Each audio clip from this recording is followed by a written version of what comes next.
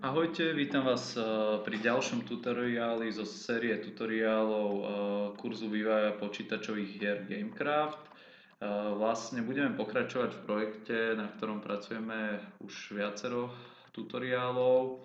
Vlastne doteraz sme si spravili to, že máme túto loptičku, s ktorou sa vieme pohybovať a vieme si ňou zbierať mince. A teraz vlastne si chceme naprogramovať to, že nám nebude vypisovať, že sme vyhrali len v prípade, že vyzbierame dostatočný počet mincí, ale až vtedy, keď máme dostatočný počet mincí a zároveň sa dostaneme do cieľa. Cieľ bude reprezentovaný regiónom a tým pádom sa naučíme pracovať s novým nástrojom v rámci Stencilu. Regióny sú odlišné od postavičiek tým, že ich účelom je len to, že nám majú vlastne zabezpečiť vnímanie toho, že niečo sa niekam dostalo. Dobre, takže poďme na to. Budem si musieť trošku upraviť scénu, ale ešte predtým dokončíme jednu vec, na ktorú sme zabudli minule, a to vlastne vynulovací skóre vždycky, keď sa spustí scéna. Takže teraz to spravíme, dáme si when created, teda keď sa nám vytvorí scéna a nastavíme skóre na 0. Dobre. Teraz si poďme upraviť veľmi rýchlo scénu. Tieto kolesa dáme na polovičnú rýchlosť, nech sa nám to dobre hrá. Dobre, 1, 0,5 a tuto si dáme, tu nám stačí 1 a tu si dáme ešte jedno koleso, pridáme aj pár stĺpcov a riadkov, nech máme väčšiu mapku, nech sa zbytočne netlačíme, a idem pridať ešte pár riadkov, aj hore pridáme. Pridáme teda ešte jedno koleso do našej hry, ale toto koleso sa vôbec nebude hýbať. Tak to spravíme. Ešte možno, že ho dajme nižšie trošku. Dobre. A nadstavme mu teda, že bude mať 0. Dobre. Zároveň by sa nám možno hodilo, aby sa niektoré kolesa točili do druhej strany. Toto sa bude točiť do opačnej strany. Poďme si to vyskúšať, jak nám to pôjde. A potom vlastne budeme ďalej programovať. Takže poďme na to.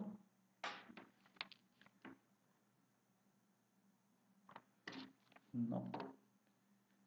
Už nám to ide. Takže kolesa sa nám hýbu, každé do inej strany, nejak takto a vieme sem padnúť. Super, takže všetko funguje, takže poďme naprogramovať ten náš región. Poďme teda najprv do tejto funkcie zobrať skóre a tu si upravíme tak, že vlastne nám zabezpečí aj to, že nám zdetekuje, že sme padli do regiónu a že sme teda vyhrali. Budeme musieť trošku upraviť túto funkciu, lebo je navrhnutá pre predošlý tutoriál a do tohto sa nehodí vlastne. Takže poďme si vytvoriť novú udalosť. Ak špecifická postava vôjde alebo vyjde z regiónu. Dôležité je dať, že špecifická postava, aby sme si mohli vybrať konkrétneho nášho hráča a zároveň aj konkrétny teda región a ďalej s tým pracovať. Takže vytvoríme si dva nové atribúty. Jeden bude reprezentovať nášho hráča a druhý bude v podstate náš región, že cieľ v tomto prípade. A okrem toho budeme potrebovať ešte premennú, ktorá nám povie, že či hráč dorazil do regiónu alebo nedorazil. To bude vlastne premenná, ktorá bude mať typu boolean, ktorá nám vlastne bude hovoriť, či je to pravda alebo nepravda. Tu si nazveme cieľ hráč.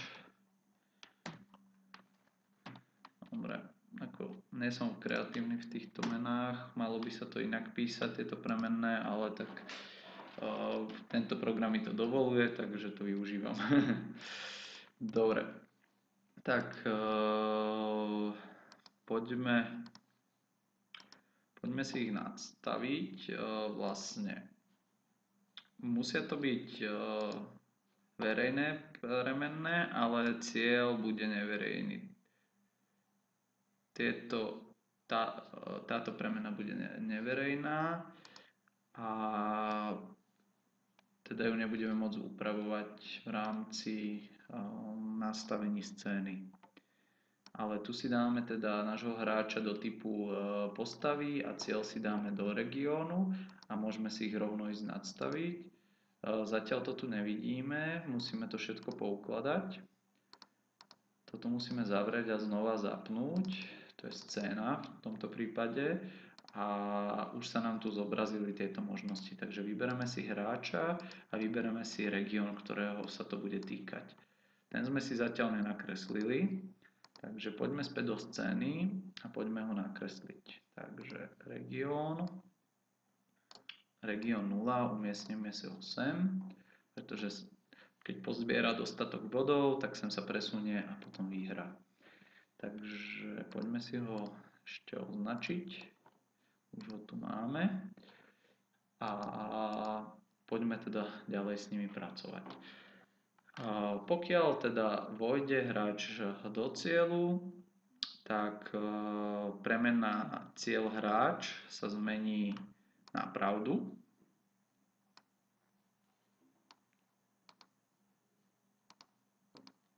A okrem toho teda ešte zmeníme si aj farbu hráča, aby sme to mali také vylepšené proste. Takže dáme aplikovať efekt na hráča a efekt bude tento. Adjust hue by degrees, to je, že vlastne vyberú farbu v rámci kruhu farieb, takže dáme 100 degrees. A čo ešte budeme potrebovať je vynulovať vždycky tento cieľ hráč na nulu pri štarte hry, takže to môžeme tiež spraviť v rámci eventu create. Takže cieľ hráč sa nastaví na false. False bude default hodnota východzia. Takže to by sme mali a teraz musíme upraviť tento príkaz, ktorý nám vypisuje skóre a pokiaľ teda dosiahneme dostatočné skóre, tak nám prepíše skóre na frázu you win. Takže problém je v tom, že my nechceme, aby nám to vtedy vypísalo, ale až keď platia dve podmienky. Keď je skóre vlastne, keď je aj dostatočné skóre, aj keď dojdeme do regiónu. Preto vymeníme tieto dva príkazy v každom a tento príkaz upravíme. Inak povedané, že pokiaľ skóre je už väčšie ako win score, tak vypíše you win a v každom inom prípade vypíše skóre a číslo, ktoré sme dosiahli teda, ale ešte k tomuto priradíme druhú podmienku, ktorá nám bude hovoriť, že ak je naša premenná cieľ hráč rovná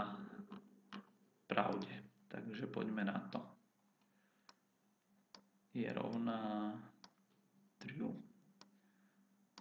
Vtedy vyhráme a vypíše nám, že sme vyhrali. Takže tak. Vymenili sme vlastne tieto dve premenné, lebo predtým sme to robili úplne naopak. A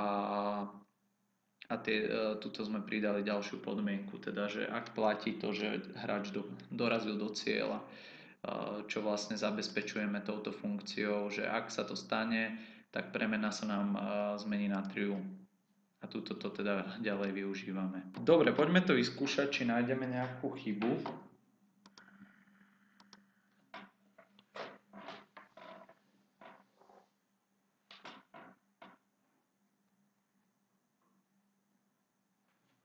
No a tým pádom naša hra by mala byť zhruba hotová, uvidíme, že ak nám to pôjde. A v podstate už sme si ju pripravili takým spôsobom, že môžeme vytvoriť na základe tohto kopu veľmi zložitých levelov, takže už mám 3. V takomto prípade by som už mal vyhrať a teraz som dorazil som síce do nášho cieľa, ale z nejakého dôvodu som nevyhral a môže to byť v rovnosti, že máme zle nadstavenú rovnosť a vyhráme až keď budeme mať 4. Takže poďme to vyskúšať, že dáme väčší na najvyššie rovný. Mám také podozrenie, že v tomto bude spočívať celý problém.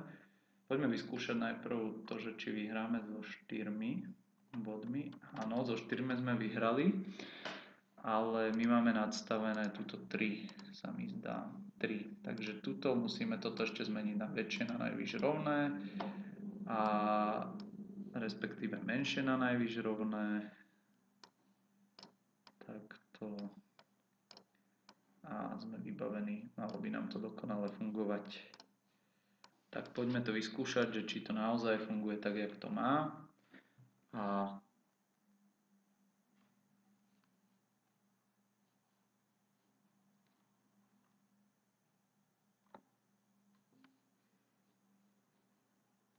dobre, počkáme chvíľku a uvidíme. Dobre, takže sme to zmenili na väčšie, na najvyššie rovné a stačí nám 3. Mám 3. Nejak nám to seklo. Dobre. No, zasekol som sa, lebo som spravil vec, ktorú fyzika nezvládla. No, takže teraz sme nevyhrali. Poďme to skúsiť ešte raz vyhrať. Potrebujeme len 3 získať. 3 máme. Dobre, a sme vyhrali. Dobre. Takže tým pádom sme si ukázali, že jak funguje pohyb,